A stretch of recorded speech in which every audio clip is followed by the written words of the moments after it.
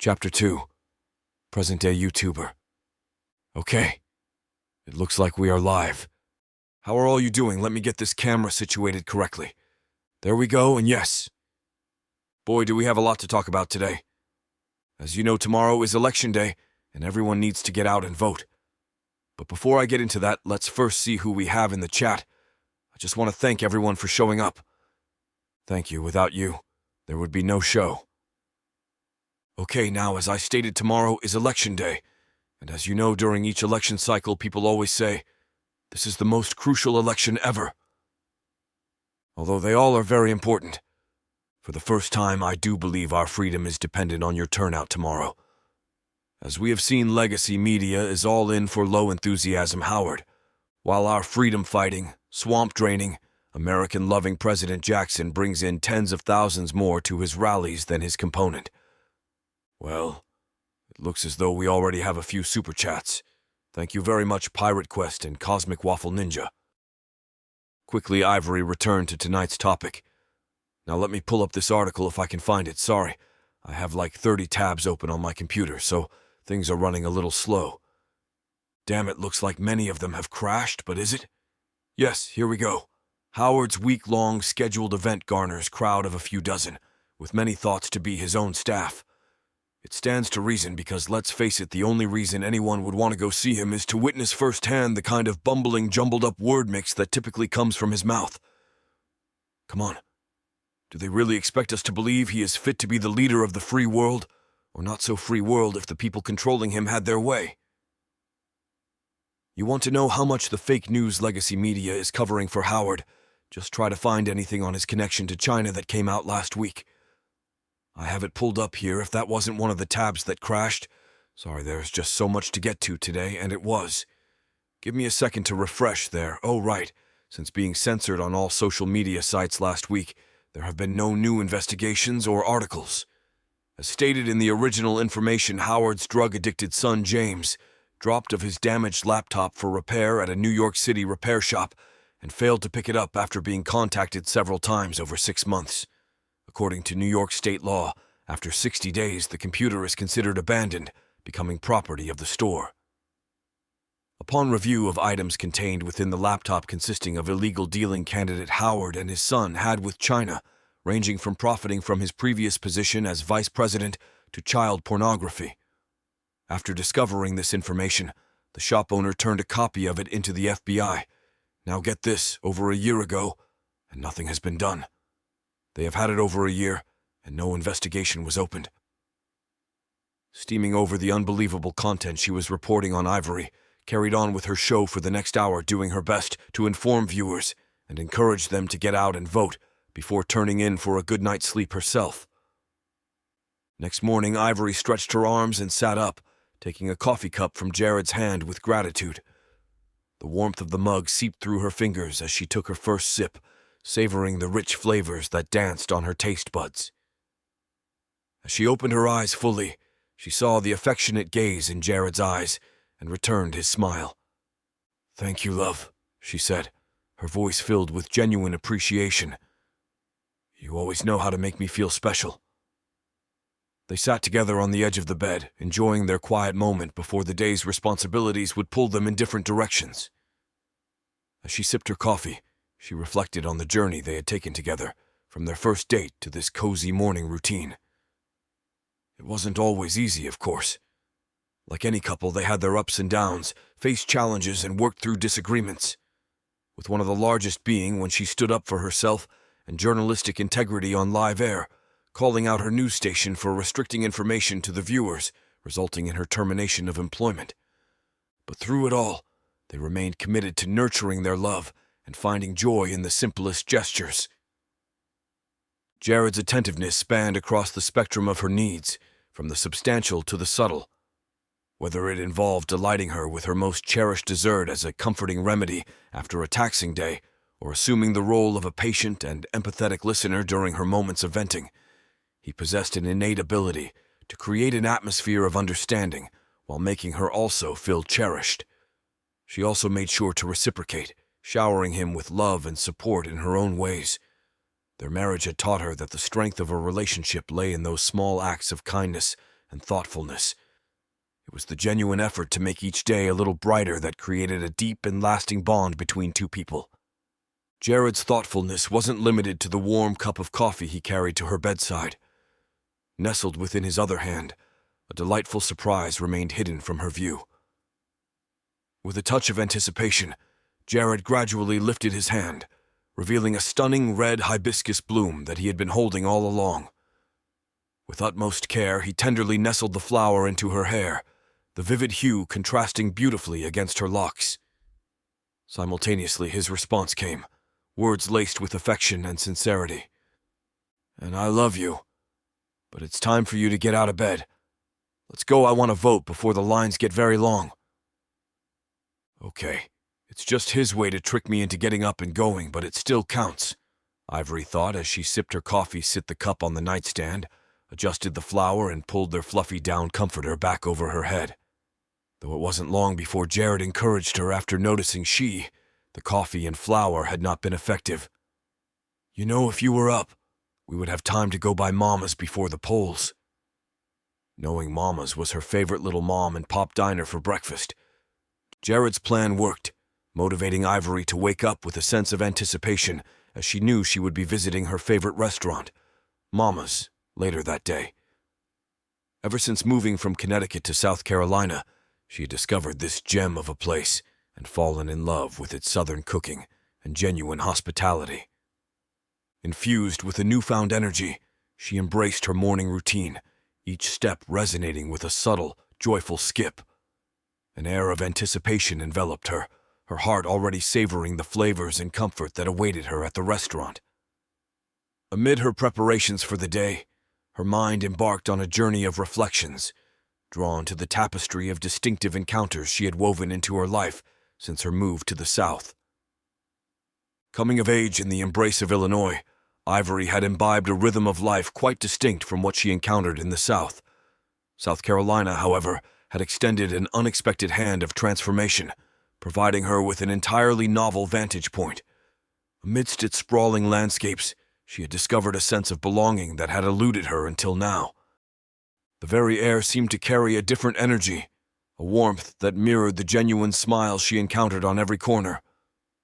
The community's welcoming embrace formed a stark difference to the bustling pace she had grown accustomed to.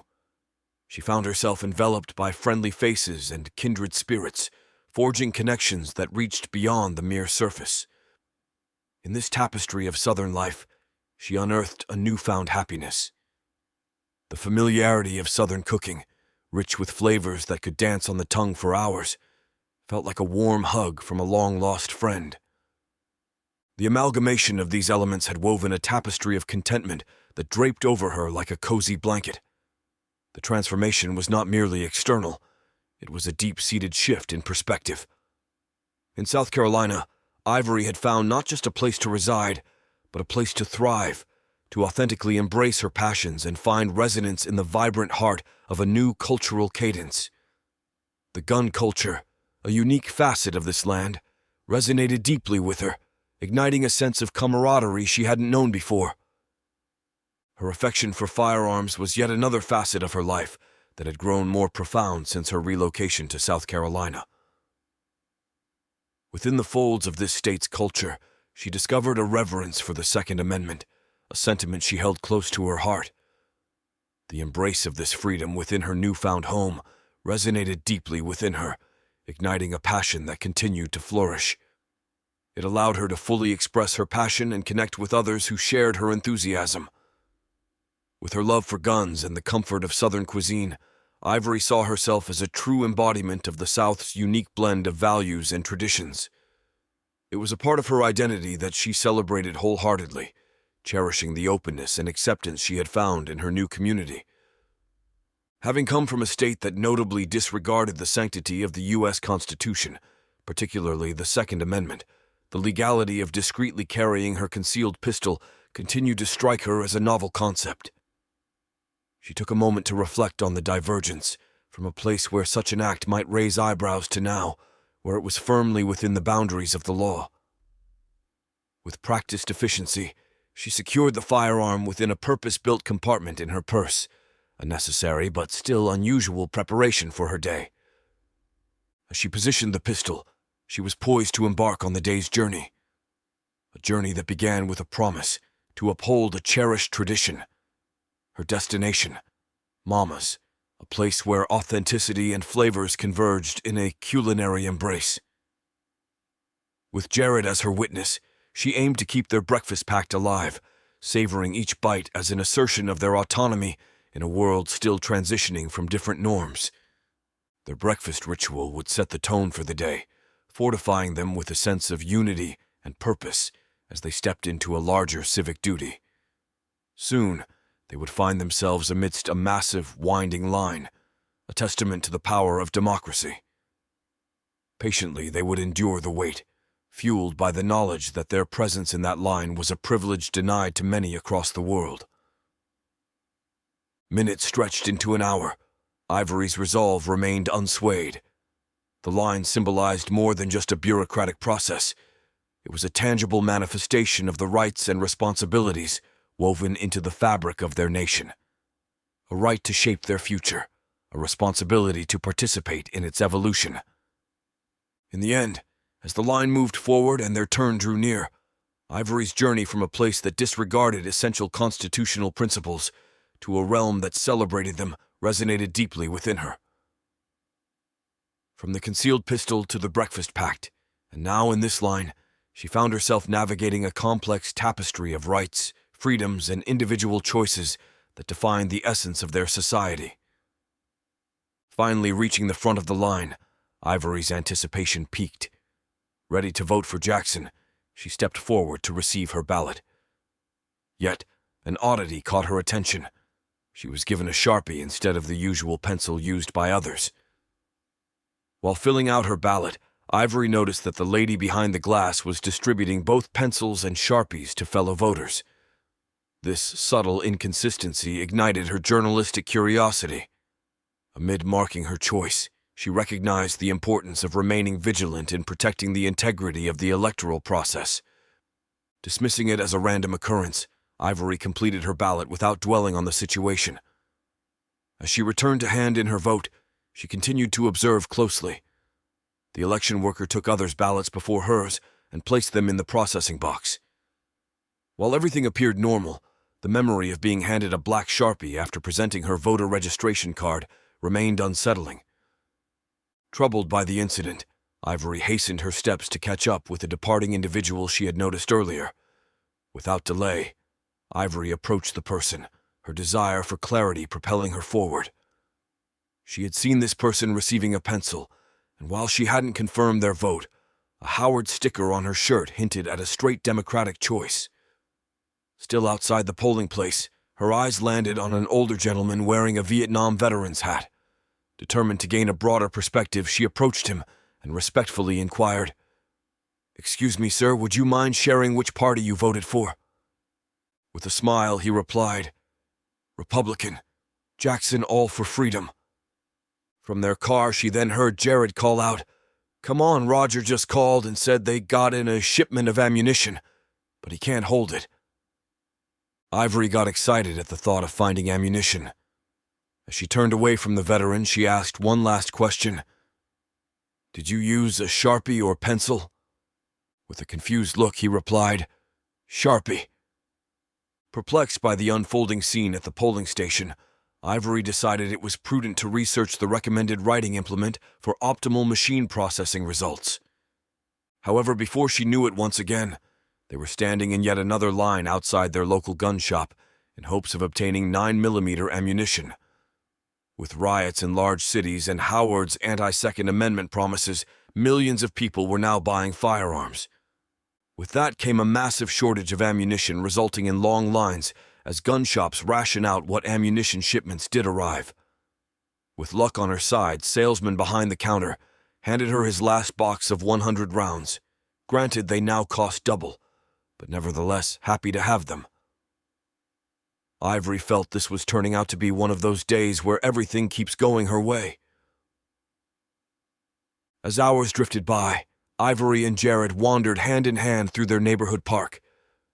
Gazing into each other's eyes, a shared sentiment danced on their lips, each echoing, almost in unison. "So glad we made the move," then laughing together, followed by Ivory looking into her husband's green eyes, saying with a calm, serious face, "I hate you." Followed by Jared responding, "I hate you too." With both breaking into laughter once again. Neither knew how that word game got started, but assumed it was due to feeling all their "I love you" to each other needed to be balanced out. Their stroll approached its conclusion. Ivory became aware of the sun inching toward the horizon. Glancing at her watch, she realized that time had flown by, and some election polls were likely beginning to tally results.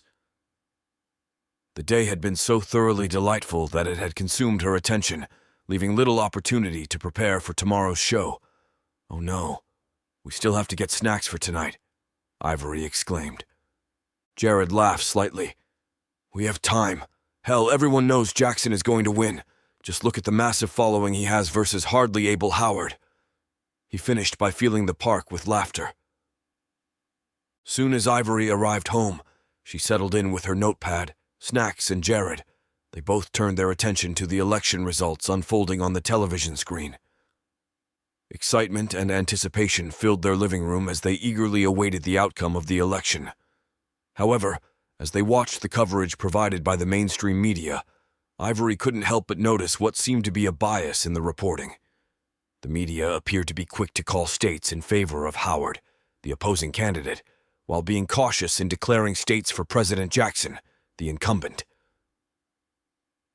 This discrepancy in the media's coverage frustrated Ivory, but she wasn't overly worried. She had been following the election closely and had observed that President Jackson held significant leads in the majority of states where the majority of votes had been counted. The biased reporting from the mainstream media did little to sway her confidence in the true state of the race. Annoyed by the media's premature calls, Ivory focused her attention on her notepad, jotting down the actual results she was seeing on the screen. She knew that reliable information was essential, and she wanted to ensure she had an accurate record of the election's progress. Jared, sensing her frustration, placed a comforting arm around her shoulders. "Don't let their biased reporting get to you," he said reassuringly. "We've seen this before. It's important to trust in the democratic process and the power of the people's votes." Ivory nodded, grateful for Jared's support. She knew that staying informed and critical of media narratives was crucial, especially during such important events. She refused to let the media's biased coverage dampen her confidence in the democratic system and the voice of the people. Together, Ivory and Jared continued to watch the election coverage, analyzing the numbers and discussing the potential outcomes. After hours of watching and no new data coming in, Ivory and Jared decided to go to bed, confident that the true will of the people would prevail. As the night progressed, they eagerly awaited the final results, confident when they awakened in the morning the race would be called for President Jackson, who held a very substantial lead in almost all states. Eager to grasp the unfolding results of the presidential election, Ivory awoke early, greeted by the aroma of freshly brewed coffee wafting into their bedroom. With a brisk motion, she swung her legs out of bed, her feet landing softly into the waiting embrace of fluffy slippers.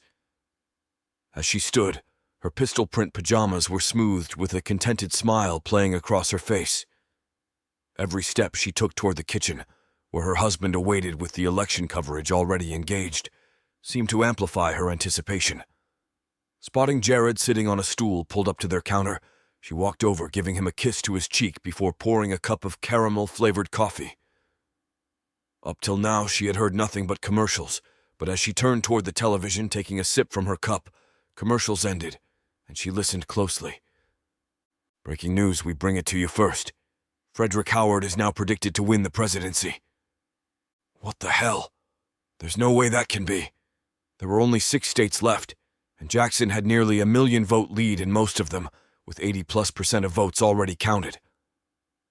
She felt as though someone had given her a roundhouse kick to the gut. Outraged, she dove into article and statistics, attempting to find all information she could on how this had happened. Then a thought occurred to her. Sharpie, did that have something to do with it? After a few hours of research, it was time to go on the air with her channel. "Hello, everyone. We are live, she said, forcing out a smile. Before we get into what has been a ridiculous series of events, let's see who is here. Looks like we have Chuckle Ninja, Pajama Llama, Pirate Quest, Witty Banana Peel, Giggle Snorter, and many, many others. Okay, first let me start by saying, unlike those in the legacy media, I want to bring you the facts before starting our discussion. Unfortunately, there are no facts other than they are all in for Howard and want nothing more than to see Jackson thrown out of office. The good thing is, media does not call elections, no matter how much they want to. They can call it for Frosty the damn snowman if they want, it doesn't matter, because there are many inconsistencies and evidence of vote tampering already coming out. We will not know for some time. Ivory stayed live on her YouTube channel for the next few hours going over statics, criminal behavior by Democrats at polling locations, and even her own experience being handed a Sharpie while others were handed pencils. The months rolled on. A tempest of court battles unfolded, centered around allegations of voter fraud, claims of tampered votes, and suspicions of ballot box manipulation. Throughout this tumultuous period, the news media consistently brushed aside each accusation as implausible. Despite the mounting pile of cases presented before courts, each one was swiftly dismissed, evidence never given the chance to see the light of day. With every case that entered the judicial arena, judges exhibited an almost routine efficiency in squashing them, one after another, before the possibility of evidence being weighed. The backdrop of these dismissals painted a picture of skepticism that seemed to permeate the corridors of justice. Ultimately, the legal battlefield extended its reach to the highest echelons of power, the Supreme Court of the United States. However, even here, the door to a fair hearing remained tightly shut. The claims, the evidence, and the collective voices behind them were turned away without a moment's consideration, a stark testament to the overarching tone of skepticism that pervaded the entire process. In the face of this intricate legal dance, it was becoming increasingly clear that the pursuit of truth and the pursuit of justice were, at times, diverging paths. The very institutions designed to safeguard these principles now stood accused of neglecting them. As the nation watched and waited, the echoes of these events resonated beyond the courtroom, shaping not only the course of a disputed election, but also the faith of a nation in its systems of governance.